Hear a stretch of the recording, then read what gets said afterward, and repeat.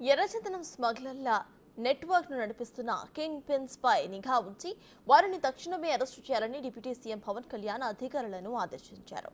ఎర్రచందనం అక్రమ రవాణాపై అటవీ శాఖ అధికారులతో ఆయన సమీక్షను నిర్వహించారు. ఇప్పటి వరకు నమోదైన కేసుల వివరాలపై ఆయన చర్చించారు.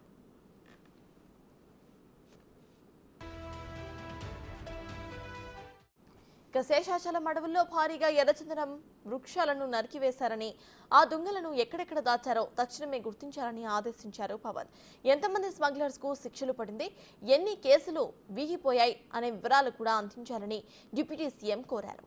ఇక కేసులు వీగిపోతే అందుకు గల కారణాలను పేర్కొనాలని స్పష్టం చేశారు. ఇతర రాష్ట్రాలు, నేపాల్ దేశంలో పట్టుబడ్డ కేసుల్లో అక్కడ ఉండిపోయిన ఎర్రచందనం దొంగలను తిరిగి తెచ్చుకోవడంపై ప్రత్యేక దృష్టిని పెట్టాలని అన్నారు.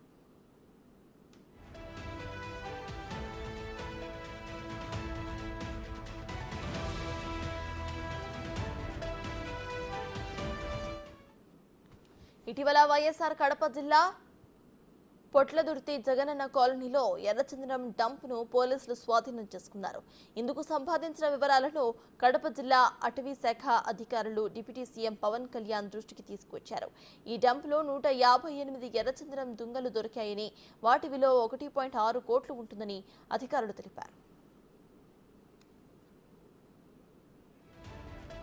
ఎర్రచందనం అక్రమ రవాణా వెనుక ఉన్న కింగ్ పిన్స్ ఎట్టి పరిస్థితుల్లో కూడా తప్పించుకోకుండా కేసులు పకడ్బందీగా నమోదు చేయాలని పవన్ కళ్యాణ్ ఆదేశించారు.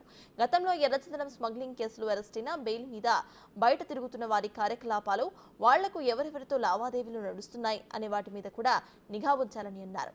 ఈ దిశగా అటవీ, పోలీస్ శాఖలు సమన్వయంతో పనిచేయాలని దిశానిర్దేశం చేశారు పవన్.